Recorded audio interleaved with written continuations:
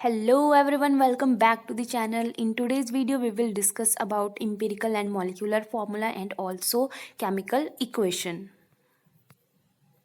So let's start with empirical और molecular formulae. हमें पता है कि जो केमिकल कंपाउंड होता है उसको हम लिखते हैं एब्रीवेटेड फॉर्म में, और ये जो एब्रीवेटेड फॉर्म होती है जिसमें हम सिंबल्स का यूज़ करते हैं उसको बोलते हैं हम केमिकल फार्मूला।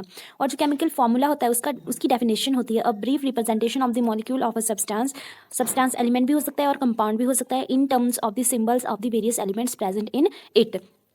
जो केमिकल फार्मूला होता है किसी कंपाउंड का या किसी एलिमेंट का या हम बोल सकते हैं किसी सब्सटेंस का, वो मिलकर बना होता है। उसके जितने भी एलिमेंट्स होते हैं उनको जब हम सिंबल्स की फॉर्म में लिखते हैं तो उससे बनता है केमिकल फार्मूला।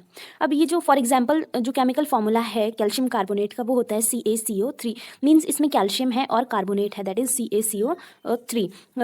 सोडियम सल्फेट का फॉर्मूला है Na2SO4। मीन्स इसमें जो एलिमेंट्स हैं वो सोडियम है और सल्फर और ऑक्सीजन है। अब जो केमिकल फॉर्मूला है वो डिवाइड किया जाता है टू टाइप्स में, that is empirical formula and molecular formula. अगर हम बात करते हैं इंपेरिकल फॉर्मूला की तो उसको डिफाइन किया जाता है the formula of the compound which gives the simplest whole number ratio of the atoms of various elements present in one molecule of the compound. इसी कंपाउंड का जब हम वन मॉलिक्यूल ऑफ कंपाउंड लेते हैं, उस कंपाउंड के जितने भी एलिमेंट्स होते हैं जब उनको सिंपलेस्ट होल नंबर रेशियो की फॉर्म में एक्सप्रेस किया जाता है तो जब वो फॉर्मूला बनता है उसको बोला जाता है एम्पिरिकल फॉर्मूला। फॉर एग्जाम्पल जो हाइड्रोजन परऑक्साइड है उसका केमिकल फार्मूला है H2O2। अब जब हम इसको सिंपलेस्ट होल नंबर रेशियो की फॉर्म में लिखते हैं तो इसमें जो टू है वो दोनों में कॉमन है, तो इसको हम एज अ कॉमन फैक्टर बाहर निकाल देंगे। तो जो इसकी सिंपलेस्ट होल नंबर रेशियो आ जाएगी वो आ जाएगी 1:1, और जो इंपेरिकल फार्मूला बन जाएगा वो बन जाएगा HO। सिमिलरली अगर हम बात करते हैं ग्लूकोज की, उसका फॉर्मूला होता है C6H12O6। तो यहाँ से अगर हम 6 को, क्योंकि 6 कार्बन में भी है, हाइड्रोजन में भी है और ऑक्सीजन में भी है, तो जब हमने 6 को कॉमन फैक्टर निकाल दिया इस फॉर्मूला में से तो जो हमारे पास रेशियो आ गई वो आ गई 1:2:1। और जो सिंपलेस्ट फार्मूला बन गया, इंपेरिकल फार्मूला बन गया, वो बन गया CH2O। ये जो CH2O जो हमने फार्मूला बनाया सिंपल होल नंबर रेशियो से, इसको बोला जाता है empirical formula. Next one is molecular formula. अब मॉलिक्यूलर फार्मूला डिफाइन किया जाता है the formula of a compound which gives the actual ratio of the atoms of various elements present in one molecule of compound. किसी compound के one molecule में जो elements present होते हैं जब हम उनको एक्चुअल रेशियो की फॉर्म में लिखते हैं तो उसको बोलते हैं मॉलिक्यूलर फार्मूला। फॉर एग्जाम्पल जब हमने हाइड्रोजन परऑक्साइड की बात की तो जो इंपेरिकल फार्मूला था वो था HO, बट इसका जो मॉलिक्यूलर फार्मूला होगा वो होगा H2O2। और अगर हम बात करते हैं ग्लूकोज की, तो जब हमने इसको इंपेरिकल फार्मूला की फॉर्म में लिखा तो ये था CH2O, बट इसका जो एक्चुअल फार्मूला होगा, मॉलिक्यूलर फार्मूला होगा, वो होगा C6H12O6। हम एक्सप्लेन कर सकते हैं कि जो एक्चुअल फार्मूला होता है वो होता है मॉलिक्यूलर फार्मूला, और जब हम मॉलिक्यूलर फार्मूला को सिंपल होल नंबर रेशियो की फॉर्म में लिखते हैं तो उसको बोलते हैं इंपेरिकल फार्मूला। अब नेक्स्ट आता है कि इंपेरिकल फार्मूला और मॉलिक्यूलर फार्मूला में क्या रिलेशनशिप होता है। अब जैसे हमने देखा जो हाइड्रोजन परऑक्साइड था H2O2, ये था H2O2 है मॉलिक्यूलर फार्मूला, और जो HO था वो था इंपेरिकल फार्मूला। मीन्स जब हम इंपेरिकल फार्मूला को 2 से मल्टीप्लाई कर देंगे तो ये हमारे पास बना देगा मॉलिक्यूलर फार्मूला। सिमिलरली जब हमने ग्लूकोज का देखा तो ग्लूकोज का इंपेरिकल फार्मूला था CH2O, और इसका जो मॉलिक्यूलर फार्मूला था वो था C6H12O6। जब हमने C6H12O6 से 6 कॉमन ले लिया तो ये जो 6 था ये था हमारे पास कॉमन फैक्टर, और जब हमने इस कॉमन फैक्टर को इंपेरिकल फार्मूला के साथ मल्टीप्लाई किया तो इसने बना दिया मॉलिक्यूलर फार्मूला। तो यहाँ से हमने देखा कि जो ग्लूकोज था उसकी इंपेरिकल फार्मूला को जब हमने 6 से मल्टीप्लाई किया तो वो बन गया molecular formula of glucose. It means glucose के इंपेरिकल फार्मूला का 6 टाइम इक्वल टू होता है मॉलिक्यूलर फार्मूला ऑफ ग्लूकोज। वैसे ही जो हाइड्रोजन परऑक्साइड है उसके इंपेरिकल फार्मूला का जो ट्विस्ट होता है या 2 टाइम्स इक्वल होता है molecular formula of hydrogen peroxide. तो यहाँ पर जो है इंपेरिकल फार्मूला को हम कॉमन फैक्टर से मल्टीप्लाई कर रहे हैं, तो अगर हम कॉमन फैक्टर को डिनोट करते हैं n से तो जो हमारे पास रिलेशन आ जाता है वो आ जाता है molecular formula is equals to n multiply empirical formula. n है ये मल्टीप्लाइंग फैक्टर है और इसकी वैल्यू 1 2 3 4 5 6 एंड सो ऑन कुछ भी हो सकती है। इन केस अगर n की वैल्यू 1 होती है तो जो मॉलिक्यूलर फार्मूला है वो इक्वल होगा इंपेरिकल फार्मूला के। जस्ट लाइक यहाँ पर एग्जांपल दिए गए हैं कुछ कंपाउंड्स के और उनके इंपेरिकल और मॉलिक्यूलर फार्मूला के। फर्स्ट ले लेते हैं बेंजीन। बेंजीन का मॉलिक्यूलर फार्मूला होता है C6H6। जब हमने यहाँ से 6 कॉमन ले लिया तो इंपेरिकल फार्मूला बन गया CH, और जब हमने CH को मल्टीप्लाइंग फैक्टर है 6 से मल्टीप्लाई किया तो हमारे पास मॉलिक्यूलर फार्मूला बन गया C6H6। Second one is acetic acid. इसका फार्मूला होता है CH3COOH। यहाँ से हमने 2 को कॉमन फैक्टर निकाल दिया, तो जो हमारे पास एम्पिरिकल फार्मूला बन गया वो बन गया CH2O। और मॉलिक्यूलर फार्मूला, जब हमने एम्पिरिकल फार्मूला को 2 से मल्टीप्लाई किया तो मॉलिक्यूलर फार्मूला बन गया CH3COOH, क्योंकि यहाँ पर 2 कॉमन फैक्टर है। नेक्स्ट वन इज़ ग्लूकोज, जो कि हम ऑलरेडी कर चुके हैं। Next one is ammonia NH3, तो यहाँ से हमने कॉमन फैक्टर निकाला 1, तो यहाँ पर जो कॉमन फैक्टर है वो 1 है, तो means empirical formula is equals to molecular formula, that whole is equals to NH3। Next one is copper sulphate, उसका फार्मूला होता है CuSO4। यहाँ से भी हमने 1 को कॉमन फैक्टर निकाला, तो जो एम्पिरिकल फार्मूला है वो इक्वल है मॉलिक्यूलर फार्मूला के, दैट इज CuSO4। से हमने कंक्लूड करा कि अगर n की वैल्यू, मल्टीप्लाइंग फैक्टर की वैल्यू 1 है तो एम्पिरिकल और मॉलिक्यूलर फार्मूला सेम होंगे, और अगर n की वैल्यू इक्वल टू 1 नहीं है तो मॉलिक्यूलर और एम्पिरिकल फार्मूला डिफरेंट होंगे। Next one is determination of empirical formula of a compound, तो किसी कंपाउंड के एम्पिरिकल फार्मूला को कैलकुलेट करने के लिए वेरियस स्टेप्स दिए गए हैं। स्टेप 1 है कि सबसे पहले हमें जो परसेंटेज दी हुई है डिफरेंट एलिमेंट्स की फार्मूला में वो नोट करनी होती है, और ये जो परसेंटेज है ये या तो एज सच दी होती है या फिर हमें सुटेबल डाटा दिया होता है, उससे हमें कैलकुलेट करनी पड़ती है। सेकंड स्टेप होता है कि divide the percentage of each element by its atomic mass of to calculate the gram atoms और मोल्स ऑफ द एलिमेंट। अब जो परसेंटेज हमें दी है उसे हमें पर्टिकुलर एलिमेंट के मास से डिवाइड, जैसे सपोज हमारे पास हाइड्रोजन की परसेंटेज दी है 10%, तो उसको हम कर देंगे हाइड्रोजन के एटॉमिक मास से डिवाइड, जो कि होता है 1।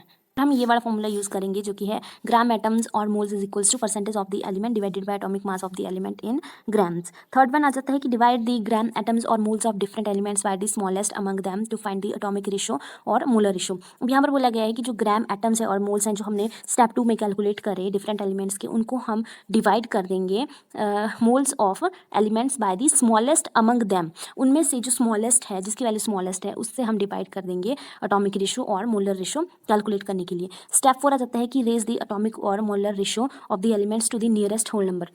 अब जितने भी हमारे पास ये जो मोलर रेशो आई है, एटॉमिक रेशो आई है, उसको हम नियरेस्ट होल नंबर रेशो तक इंक्रीज कर देंगे। If necessary multiply suitable integer, अगर ज़रूरत है तो हम उसको किसी सुटेबल इंटीजर से मल्टीप्लाई कर देंगे। As a result simplest whole number ratio is obtain, जिससे हमें सिंपलेस्ट होल नंबर रेशो मिल जाएगी। The empirical formula of the compound does not involve the fractional ratio of the consistent atoms elements. अब जो empirical formula होता है उसमें simple whole number ratio की फॉर्म में होती है, वैल्यूज फ्रैक्शनल रेशोज नहीं होती है। स्टेप 5 है in order to express the empirical formula of a compound, write the symbol of the elements involved side by side and put the numerical value of the simplest whole number ratio of each element right hand lower corner of its symbol। अब जो है जब हम express करेंगे empirical formula को, जब हमने सारी कैलकुलेशंस कर ली, अब आ जाता है कि हमें एक्सप्रेस करना है उनको सिंबल्स की फॉर्म में। तो जो सिंबल होंगे उनको हम लिखेंगे साइड बाय साइड, जैसे मतलब हमारे पास कंपाउंड का नेम है उस अकॉर्डिंग ही हम लिखेंगे उन सिंबल्स को, और जो सिंपलेस्ट होल नंबर रेशो हमने कैलकुलेट करी है उसको हम लिखेंगे right hand lower corner of its symbol. Suppose हमारे पास है CHO, तो यहाँ पर सपोज इनकी रेशो आ जाती है 1:2:1, तो जो रेशो होगी उसको हम लिखेंगे यहाँ पर C के right hand lower corner of carbon, तो यहाँ पर आ जाएगा 1 लिखने की ज़रूरत नहीं है, तो हाइड्रोजन को लिख देंगे हम 2, तो CH2O बन जाएगा एम्पिरिकल फॉर्मूला। अब यहाँ पर इसको एक्सप्लेन करने के लिए एक एग्जांपल लिया गया है, just like a compound analysis was found to contain, carbon की परसेंटेज दी गई है 34.6%, हाइड्रोजन की दी गई है 3.85% और ऑक्सीजन की दी गई है 61.55%, और हमें इसका एम्पिरिकल फॉर्मूला कैलकुलेट करना है। तो सबसे फर्स्ट स्टेप आ जाता है कि हमें एलिमेंट्स की परसेंटेज चेक करनी है। तो परसेंटेज यहाँ पर ऑलरेडी दी गई है, तो हमने परसेंटेज लिख दी, पहले एलिमेंट्स लिख दिए फिर परसेंटेज लिख दी। अब हमें इनका एटॉमिक मास पता होना चाहिए। कार्बन का एटॉमिक मास होता है 12, हाइड्रोजन का होता है 1 और ऑक्सीजन का होता है 16, वो भी हमने साइड बाय साइड लिख दिया। अब हमें निकालने हैं मोल्स या फिर ग्राम एटम्स। इसके लिए हमने जो परसेंटेज दी है उसको डिवाइड कर दिया हमने एटॉमिक मास से। तो जो कार्बन है उसके हमारे पास मोल्स आ गए 2.88 मोल्स या ग्राम एटम्स। कार्बन की परसेंटेज है 34.6 और इसका एटॉमिक मास है 12, तो ये आ गया हमारे पास 2.88। सिमिलर फॉर हाइड्रोजन, इसकी परसेंटेज है 3.85, इसको हमने डिवाइड कर दिया 1 से, क्योंकि हाइड्रोजन का एटॉमिक मास होता है 1, तो हमारे पास आ गया 3.85। और ऑक्सीजन की परसेंटेज है 6.55% और इसका एटॉमिक मास है 16, तो ये आ गया 3.85 मोल्स या फिर ग्राम एटम्स। नेक्स्ट आती है कि हमें मोलर रेशो निकालनी है या एटॉमिक रेशो निकालनी है। तो यहाँ पर जो लोएस्ट स्मॉलेस्ट जो नंबर है वो है 2.88। तो जितनी भी रेशोज़ हैं, जितने भी ग्राम एटम्स हमारे पास आए हैं उसको हमने डिवाइड कर दिया 2.88 से। तो फर्स्ट वन तो ऑलरेडी 2.88 है, तो इसलिए इसको हमने डिवाइड किया 2.88 से, तो हमारे पास आ गया 1। बाकी 3.85 को हमने डिवाइड किया 2.88 से, तो यहाँ पर आ गया 4/3 और 1.33। अब ये आया हमारे पास फ्रैक्शन में। नेक्स्ट में भी हमारे पास आ गया 1.337 या 4/3। अब नेक्स्ट आ गया कि ये जो हमारे पास एटॉमिक रेशो आई या मोलर रेशो आई, इनको हमें एक्सप्रेस करना है नियरेस्ट होल नंबर की फॉर्म में। तो 1 का हो गया हमारे पास 3 और 4/3 का हो गया 4 और ऑल्सो अगेन 4/3 का हो गया 4। तो जो हमारे पास रेशो आ गई CHO की वो आ गई 3:4:4। तो इसलिए जो नेक्स्ट स्टेप है कि writing the empirical formula of the compound. अब हमारे पास सिंपलेस्ट होल नंबर रेशो आ गई है, तो अब हम इनको फार्मूला एम्पिरिकल फार्मूला की फॉर्म में लिख देंगे। तो जो हमारे पास फार्मूला बन गया वो बन गया C3H4O4। आगे की determination of molecular formula of a compound. अब हम किसी कंपाउंड का मॉलिक्यूलर फार्मूला कैसे डिटरमाइन कर सकते हैं। हमने ऑलरेडी डिस्कस कर लिया कि जो मॉलिक्यूलर फार्मूला होता है वो होता है n टाइम्स एम्पिरिकल फार्मूला के, और यहाँ पर जो n होता है वो होता है मल्टीप्लाइंग फैक्टर। तो यहाँ से आ गया molecular formula is equals to n multiply by empirical formula, और यहाँ से हम n निकाल सकते हैं, that is equals to molecular formula divided by empirical formula. अगर हम किसी कंपाउंड के मॉलिक्यूलर फार्मूला में उसके एलिमेंट्स का एटॉमिक मास डाल देते हैं तो हम वहाँ से जो मॉलिक्यूलर मास है वो कैलकुलेट कर सकते हैं किसी कंपाउंड का।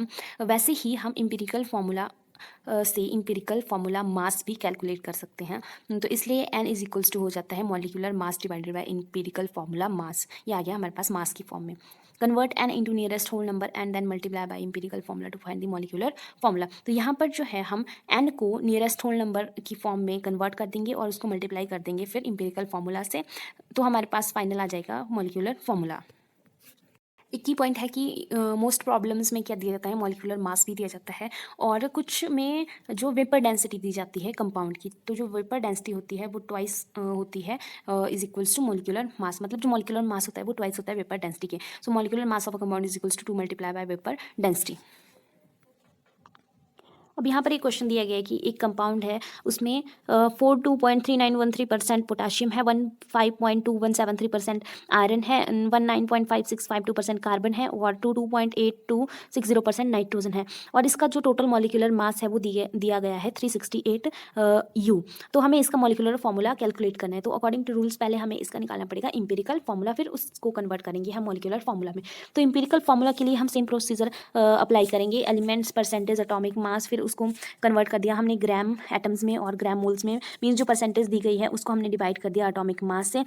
बाकी फिर जो एटॉमिक रेशो निकालने के लिए हमने लोएस्ट नंबर देखा, तो यहाँ पर लोएस्ट नंबर है 0.2717। तो इसको हमने डिवाइड कर दिया यहाँ पर जितनी भी रेशोज दी गई हैं उनसे।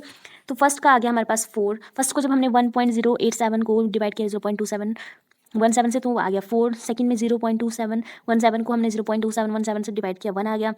नेक्स्ट में आ गया 6 एंड नेक्स्ट में ऑल्सो आ गया 6। उसके बाद इनको हमने कन्वर्ट कर दिया nearest simple whole number ratio की फॉर्म में। तो यहाँ पर simple whole number ratio first के लिए 4 ही है, और ये जो सिंपलेस्ट होल नंबर रेशो है ये सेम ही है यहाँ पर 4, 1, 6 एंड 6। तो जो एम्पिरिकल फार्मूला आ गया वो आ गया K4FeC6N6। यहाँ पर जो रेशो आ गई वो आ गई 4:1:6:6 जो कि है KFeC और N की। तो इसलिए जो एम्पिरिकल फार्मूला है वो बन गया K4FeC6N6। तो सेकंड स्टेप में हम डिटरमाइन करेंगे मॉलिक्यूलर फार्मूला। तो इसके लिए हमें पहले निकालना पड़ेगा एम्पिरिकल फार्मूला मास, क्योंकि जो फॉर्मूला है वो है n is equals to molecular mass divided by empirical formula mass. Molecular mass हमारे पास ऑलरेडी दिया गया है जो कि 368। बाकी एम्पिरिकल फार्मूला हमें कैलकुलेट करना है, एम्पिरिकल फार्मूला मास हमें कैलकुलेट करना है। तो जैसे हम मॉलिक्यूलर मास कैलकुलेट करते हैं वैसे ही हम एम्पिरिकल फार्मूला मास भी कैलकुलेट करेंगे। जो पोटाशियम है उसकी वो है 4, तो उसको मल्टीप्लाई कर दिया हमने 39 से, क्योंकि एटॉमिक मास होता है 39। बाकी 56 है आयरन का सिर्फ एक ही है, और प्लस कर दिया हमने 6 मल्टीप्लाई बाय 12। कार्बन का एटॉमिक मास होता है 12, बाकी 6, क्योंकि 6 नाइट्रोजन है तो इसको हम मल्टीप्लाई कर दिया 14 से। तो जो हमारे पास टोटल एम्पिरिकल फार्मूला मास आ गया वो आ गया 368 U। बाकी मॉलिक्यूलर मास तो दिया गया था 368 U, तो यहाँ पर जो n की वैल्यू आ गई वो आ गई 1। अब ये जो मॉलिक्यूलर फार्मूला है वो होता है is equal to n multiply by empirical formula. तो जो एम्पिरिकल फार्मूला है उसको हमने 1 से मल्टीप्लाई कर दिया। तो यहाँ पर जो रेशियो है मल्टीप्लाइंग फैक्टर है n वो 1 है, तो मीन्स जो एम्पिरिकल फार्मूला होगा वही क्या होगा, मॉलिक्यूलर फार्मूला भी होगा, दैट इज K4FeCN6। यहाँ पर ये जो 6 है C और N का, इसको कॉमन बाहर मतलब ब्रैकेट की फॉर्म में लिख दिया गया है। 6 मतलब दोनों के लिए, कार्बन और नाइट्रोजन दोनों के लिए, और जो कंपाउंड है उसका नाम है potassium ferrocyanide. Last topic for today's video is chemical equations. अब हमने क्या किया, एलिमेंट्स को ब्रीफ रिप्रेजेंट किया सिंबल की फॉर्म में और कंपाउंड को रिप्रेजेंट किया फॉर्मूला की फॉर्म में। सिमिलर मैनर में जब हम केमिकल इक्वेशन को लिखते हैं तो वो रिप्रेजेंट करती है chemical reaction and it may thus defined as a brief representation of a chemical reaction in terms of symbol and formulae of a substance involve. जो केमिकल रिएक्शन है उसमें हम लिखते हैं सिंबल्स और फॉर्मूलाज को, जो भी सब्सटेंस इन्वॉल्व होते हैं उस केमिकल रिएक्शन में, उसको बोला जाता है केमिकल इक्वेशन। फॉर एग्जाम्पल यहाँ पर हमारे पास एक केमिकल रिएक्शन दी गई है सोडियम कार्बोनेट और सल्फ्यूरिक एसिड के बीच में। सोडियम कार्बोनेट होता है Na2CO3 और सल्फ्यूरिक एसिड होता है H2SO4। तो जब हमने इन दोनों की रिएक्शन करवाई तो हमारे पास बन गया sodium sulphate that is Na2SO4 plus carbon dioxide release हुई CO2 एंड वाटर बना H2O। तो जब हमने इस रिएक्शन को सिंबल्स और फॉर्मूला की फॉर्म में लिखा तो ये हमारे पास बन गई केमिकल इक्वेशन। अब केमिकल इक्वेशन में कुछ चीज़ें होती हैं just like reactants and products. अब और बीच में होता है एरो। अब ये जो एरो होता है ये इंपॉर्टेंट रोल प्ले करता है, ये हमें बताता है कि रिएक्शन किस तरफ हो रही है। जिस तरफ एरो का हेड होता है उस तरफ रिएक्शन हो रही है। और जो एरो से जब हम लेफ्ट साइड लिखते हैं उनको बोलते हैं हम रिएक्टेंट, क्योंकि वो रिएक्ट होकर बनाते हैं प्रोडक्ट। और जो हम राइट साइड लिखते हैं उनको बोलते हैं प्रोडक्ट। प्रोडक्ट होता है जब केमिकल्स कंबाइन करते हैं या रिएक्टेंट्स कंबाइन करते हैं तो जो फाइनल हमारे पास बनता है उसको बोलते हैं हम प्रोडक्ट, जिसको हम लिखते हैं राइट हैंड साइड। अब जो हम केमिकल इक्वेशन लिख रहे हैं उसके कुछ एसेंशियल्स हैं या फिर रिक्वायरमेंट्स हैं। फर्स्ट वन आ जाता है कि it must represent an actual chemical reaction. जो हम एक केमिकल इक्वेशन लिख रहे हैं वो ऐसी होनी चाहिए कि वो रिप्रेजेंट करे एक्चुअल केमिकल रिएक्शन को। In case reaction does not takes place it can be represented by the chemical, it can not be represented by a chemical equation. जब अगर किसी केस में क्या होता है कि जो हमने इक्वेशन लिखी वो कोई भी केमिकल रिएक्शन शो नहीं कर रही है या उसमें कोई भी केमिकल रिएक्शन नहीं हो रही है तो वो केमिकल इक्वेशन वैलिड नहीं होती है, उसको हम केमिकल इक्वेशन की फॉर्म में रिप्रेजेंट नहीं कर सकते हैं। सेकंड वन आ जाता है इट मस्ट बी बैलेंस। जो हम केमिकल इक्वेशन लिख रहे हैं वो बैलेंस होनी चाहिए। The chemical equation must be balance which means that the total number of the atoms of various substance involve on the both side of the equation must be equal. अब जैसे यहाँ पर Na2CO3 और H2SO4 है तो यहाँ पर इसको बैलेंस करने के लिए हमें दोनों साइड जितने भी एटम्स होते हैं उनका नंबर इक्वल होना चाहिए। जैसे अगर इस साइड सोडियम 2 है तो इस साइड भी सोडियम 2 ही होने चाहिए पूरी रिएक्शन में। अगर दोनों रिएक्टेंट्स में सोडियम 2 ही हैं तो पूरे प्रोडक्ट में जितने भी प्रोडक्ट बन रहे हैं उनमें सोडियम का नंबर भी 2 ही होना चाहिए। अगर हाइड्रोजन यहाँ पर 2 है तो इस साइड भी हाइड्रोजन 2 ही होने चाहिए। तो इस तरह से जो केमिकल रिएक्शन है, केमिकल इक्वेशन है वो बैलेंस होनी चाहिए। अब ये जो बैलेंसिंग है ये इसलिए नेसेसरी है किसी केमिकल इक्वेशन की क्योंकि इट में fulfil the law of conservation of mass. हमने पढ़ा था law of conservation of mass, तो उसकी रिक्वायरमेंट्स को कोई भी केमिकल इक्वेशन फुलफिल ज़रूर करनी चाहिए। नेक्स्ट वन आता है कि इट शुड बी मॉलिक्यूलर। अब जब हम केमिकल इक्वेशन की बात कर रहे हैं, जब हम सिंबल्स की फॉर्म में लिख रहे हैं तो जो या फार्मूला की फॉर्म में लिख रहे हैं तो जब हम लिखते हैं केमिकल इक्वेशन को तो वो मॉलिक्यूलर होनी चाहिए। Elementary gases just like hydrogen, oxygen, nitrogen, chlorine etcetera must be in the molecular form. अब जैसे हमें पता है कि कुछ गैसेज जो है वो मॉलिक्यूलर फॉर्म में ही मिलते हैं, जैसे लाइक हाइड्रोजन होगी H2, ऑक्सीजन होगी O2, nitrogen N2, chlorine Cl2 etcetera. तो इनको हमेशा मॉलिक्यूलर फॉर्म में ही लिखा जाता है। इक्वेशन हम लिखते हैं वो हमें क्या इन्फॉर्मेशन प्रोवाइड करवाती है, information conveyed bye a chemical equation. अब ये दो टाइप्स की इक्वेशन इन्फॉर्मेशन प्रोवाइड करवाती है, qualitative information and quantitative information. जो क्वालिटेटिव इन्फॉर्मेशन है वो हमें बताती है कौन कौन से रिएक्टेंट प्रेजेंट है और कौन कौन से प्रोडक्ट प्रेजेंट है, उनके नेम किसी भी केमिकल रिएक्शन में। क्वांटिटेटिव इन्फॉर्मेशन हमें प्रोवाइड करवाती है quantity. Chemical equation conveys the following information. First, it conveys the actual number of reactant and product species atoms और molecules taking part in a chemical reaction. जब कोई reaction होती है उसमें जो एटम्स और मॉलिक्यूल्स हैं वो रिएक्टेंट में कितने थे और प्रोडक्ट में कितनी स्पीशीज हमें मिल रही हैं, इसके बारे में इंफॉर्मेशन प्रोवाइड करवाती है chemical equation. Next, it conveys the relative mass number of the reactant and product moles. अब जितने भी रिएक्टेंट और प्रोडक्ट के मोल्स हैं उनका रिलेटिव नंबर हमें बताती है कि अगर हमने 2 मोल्स ऑफ HCl लिए हैं तो हमारे पास प्रोडक्ट में कितने मोल्स बन रहे हैं। Next one, it tells the relative masses of reactants and product participating in the reaction. अब ये हमें बताती है कि जो केमिकल इक्वेशन है वो हमें बताती है कि जो रिएक्टेंट्स और प्रोडक्ट्स हैं उनके कितने कितने मास पार्टिसिपेट कर रहे हैं रिएक्शन में। और ये हमें ऑल्सो बताती है कि जो वॉल्यूम्स हैं गैसेस के रिएक्टेंट से प्रोडक्ट में वो कैसे हैं और कितना कितने वॉल्यूम यूज़ हो रहा है रिएक्टेंट से प्रोडक्ट बनाने में किसी गैसेस का, अगर गैसेस प्रेजेंट हैं। जैसे इनको एक्सप्लेन करने के लिए हम एग्जांपल लेते हैं। कैल्शियम कार्बोनेट जब HCl के साथ रिएक्ट करता है तो कैल्शियम क्लोराइड और वाटर और कार्बन डाइऑक्साइड रिलीज करता है। तो यहाँ पर देख सकते हैं कि पहले तो ये हमें बता रही है कि कौन कौन से सिम्बल्स हैं और कौन कौन से रिएक्टेंट्स प्रेजेंट है या कौन कौन से एलिमेंट्स प्रेजेंट हैं। सेकंड ये हमें बताती है actual number of the reactant. अब रिएक्टेंट और प्रोडक्ट्स की, यहाँ पर एक कैल्शियम है तो यहाँ पर हमें एक ही कैल्शियम मिल रहा है। नेक्स्ट ये हमें बताती है कि मास कितना है। कैल्शियम कार्बोनेट है, उसका टोटल मास है 100 और 2 HCl यूज़ हो रहे हैं, मतलब यहाँ पर जो HCl है उसके 2 मोल्स यूज़ हो रहे हैं। नेक्स्ट हमें मोल का भी पता लगेगा कि कितने मोल्स यूज़ हो रहे हैं। बाकी जो मास है, जो पूरी इक्वेशन का जो मास है, यहाँ पर 173 है और यहाँ पर भी 173 है। 1 mole of calcium carbonate react with 2 mole of hydrogen chloride to form 1 mole of calcium chloride, 1 mole of water and 22.4 liter of carbon dioxide at NTP, जो कि हमने पढ़ा था प्रीवियस टॉपिक्स में। तो यहाँ से हम देख सकते हैं कि ये जो केमिकल इक्वेशन होती है ये हमें इंफॉर्मेशन प्रोवाइड करवाती है मोल्स के बारे में, मासेस के बारे में, गैसेस के वॉल्यूम्स के बारे में और रिलेटिव नंबर के बारे में जो रिएक्टेंट और प्रोडक्ट्स हैं उनके मोल्स के। अब यहाँ पर एक की पॉइंट है कि अगर हमारे पास जो रिएक्शन दी गई है उनमें गैसेस इन्वॉल्व हैं और या फिर जो रिएक्शंस हैं वो उनमें कोई भी टेम्परेचर या प्रेशर कंडीशन नहीं दी गई हैं तो उनको हम लिखते हैं under normal temperature pressure condition, that is under NTP। Next one is the limitation of chemical equation and their removal. अब जितनी भी हमने इंफॉर्मेशन की बात करी वो तो हमें केमिकल इक्वेशन प्रोवाइड करवाती है, बट उसके साथ साथ इसकी कुछ सर्टेन लिमिटेशंस और ड्रॉबैक्स भी हैं, just like physical state of the reactant and product. The chemical equation fails to convey the physical state of the reactant and products. This are specified by the use of the letters S for solid, L for liquid and G for gases. Sometimes letter AQ aqueous also used in case of the substances has been dissolved in excess of water. अब जो physical state है, chemical equation हमें convey नहीं करती कि कौन सी state में जो रिएक्टेंट्स और प्रोडक्ट हैं, तो इसके लिए कुछ लेटर्स यूज़ किए जाते हैं, जैसे like S for solid and small L for liquid and G for gases, और समटाइम्स जो है वो AQ भी लिखा जाता है, small A and small Q, उसका मतलब है एक्वस। ये यूज़ किया जाता है जब जो सब्सटेंस है उसको एक्सेस ऑफ वाटर में डिजॉल्व किया जाता है। For example CaCO3 solid state में है कैल्शियम कार्बोनेट और एक्वस स्टेट में है hydrogen chloride, that is HCl। तो जब हमने इन दोनों को रिएक्ट किया तो हमारे पास प्रोडक्ट बन गया CaCl2, जो कि सॉलिड बना, वाटर है लिक्विड और कार्बन डाइऑक्साइड है गैस। सेकंड लिमिटेशन है concentration of the reactants and products.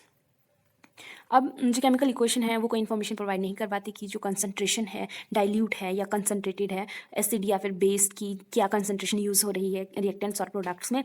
तो इस प्रॉब्लम को सॉल्व करने के लिए यहाँ पर वर्ड्स लिखे जाते हैं CONC डॉट, इसका मतलब होता है कंसनट्रेटेड, और DIL लिखा जाता है, इसका मीन्स होता है डाइल्यूट, और इनको लिखा जाता है फॉर्मूला के स्टार्टिंग में, जस्ट लाइक यहाँ पर एग्जांपल दिया गया है ZN सॉलिड है, और ये जो कंसंट्रेशन दी जाती है ये एसिड और बेसिस के लिए दी जाती है। जैसे यहाँ पर एसिड H2SO4 जो कि एक्वस में है, तो इसके आगे लिखा है DIL, इसका मीन्स है कि जो सल्फ्यूरिक एसिड है वो डाइल्यूट फॉर्म में है। Next conditions of temperature, pressure and catalyst. अब जितनी भी कंडीशंस यूज़ होती हैं किसी केमिकल रिएक्शन में वो मेंशन नहीं की जाती, क्योंकि जो मेनली जितनी भी रिएक्शंस होती हैं वो नॉर्मल टेम्परेचर प्रेशर कंडीशन के ऊपर ही होती हैं NTP के, तो वहाँ पर अंडर NTP कंडीशन लिखा जाता है। बट अब जो है NTP को रिप्लेस कर दिया गया है, एरो के ऊपर और नीचे लिखी जाती है कंडीशन, जितनी भी टेम्परेचर या प्रेशर की कंडीशन होती है या कोई भी कैटलिस्ट यूज़ होता है उसको लिखा जाता है एरो के ऊपर या फिर नीचे। जब नाइट्रोजन गैस रिएक्ट करती है हाइड्रोजन गैस के साथ under the conditions 723 kelvin of temperature and 600 atmospheric pressure के ऊपर, और यहाँ पर कैटलिस्ट यूज़ हो रहा है Fe, दैट इज़ आयरन, तो जो हमारे पास प्रोडक्ट है वो बनता है 2NH3, that is ammonia gas. Next one is speed of reaction. The speed of a particular reaction whether slow और fast can also be mention by writing the word slow और fast on the arrowhead. Similar जैसे हमने NTP की बात करी या temperature pressure catalyst की बात करी, तो वैसे ही जो स्पीड है उसको शो किया जाता है स्लो या फिर फास्ट वर्ड से, जिसको लिखा जाता है एरोहेड, एरो के ऊपर। Next one is heat changes comparing the reaction. अब बहुत सारी रिएक्शन होती है जिनमें या तो हीट यूज़ होती है या फिर हीट रिलीज होती है, और जो हीट इवॉल्व हो रही है या एब्जॉर्ब हो रही है उसको लिखा जाता है प्रोडक्ट की साइड में, और इसके लिए SI यूनिट दी जाती है हीट के लिए किलो जूल। फॉर एग्जांपल यहाँ पर दो रिएक्शन दी गई है, फर्स्ट में जो मीथेन है CH4 गैस वो रिएक्ट कर रही है ऑक्सीजन गैस के साथ, तो ये बना रही है carbon dioxide plus water plus 393.5 kilo joule heat is evolve, मतलब इसमें जो 393.5 किलो जूल हीट है वो इवॉल्व हो रही है, निकल रही है। नेक्स्ट रिएक्शन में जब हाइड्रोजन और आयोडीन को रिएक्ट करवाया, आयोडीन गैस को रिएक्ट करवाया तो बन गया हाइड्रोजन आयोडाइड 2HI, और इसमें हीट एब्जॉर्ब हो रही है, मतलब इस रिएक्शन को करवाने के लिए हमें हीट देनी पड़ रही है, तो इसको लिख दिया हमने -93.5 kilo joule. Next one is formation of precipitate and evolution of gas. अब बहुत सारी रिएक्शंस होती हैं जहाँ पर या तो प्रेसिपिटेट्स बनते हैं। जब प्रेसिपिटेट बनेंगे तो वहाँ पर वर्ड यूज़ किया गया पीपीटी, और इसको एक्सप्रेस किया गया एरो को यूज़ करके, और उसका जो हेड होगा वो होगा डाउनवर्ड्स, मीन्स वो पॉइंट करेगा डाउनवर्ड। और जब गैस की बात आती है तो जो एरो होगा वो होगा अपवर्ड। यहाँ पर एग्जाम्पल दिया गया है AgNO3 को जब रिएक्ट करवाया गया NaCl के साथ तो AgCl सिल्वर क्लोराइड के पीपीटीज बने। तो यहाँ पर जो एरो है वो नीचे की तरफ है, इसका मीन्स जो प्रेसिपिटेट बन रहे हैं, और साथ में बना NaNO3 एक्वस। जब गैस इवॉल्व हो रही है जस्ट लाइक मैग्नीशियम को जब रिएक्ट करवाया 2HCl के साथ तो मैग्नीशियम क्लोराइड बन गया और हाइड्रोजन गैस इवॉल्व हो रही है। तो यहाँ पर हाइड्रोजन गैस निकल रही है तो इसके लिए एरो दिया गया upward. Next one is reversible nature of reaction. अब बहुत सारी रिएक्शन होती हैं जो फॉरवर्ड और बैकवर्ड दोनों डायरेक्शन में चलती है। मतलब जब हम रिएक्टेंट से वो प्रोडक्ट भी बनाएंगी और प्रोडक्ट से वो अगेन रिएक्टेंट भी बनाएंगी, तो इनको बोला जाता है रिवर्सिबल रिएक्शन। तो इनको शो करने के लिए डबल साइडेड एरो का यूज़ किया जाता है। मीन्स ऐसा एरो जो दोनों साइड पॉइंट करता है। हाफ एरो होगा फॉरवर्ड एंड हाफ एरो होगा बैकवर्ड। यहाँ पर रिएक्शन दी गई है H2 + Cl2, हाइड्रोजन को रिएक्ट करवाया क्लोरीन गैस के साथ। तो जब हमने फॉरवर्ड रिएक्शन करी तो हमारे पास बन रहा है 2HCl, और जब हमने 2HCl को ब्रेक करा सर्टेन कंडीशंस के ऊपर तो इसने अगेन बना दिया H2 + Cl2। तो मीन्स ये हो रही है रिवर्सिबल रिएक्शन। केमिकल इक्वेशन का एक टॉपिक अभी रह गया है, उसको हम नेक्स्ट वीडियो में कवर करेंगे क्योंकि वीडियो बहुत लंबी होगी थी। उसमें हम डिस्कस करेंगे balancing of chemical equation. So that is all about for today's video. Video अच्छी लगी हो तो लाइक करें, शेयर करें, कमेंट करें और सब्सक्राइब ज़रूर करें। बाकी मैं मिलती हूँ आपसे नेक्स्ट वीडियो में, तब तक के लिए bye bye and thank you so much for watching.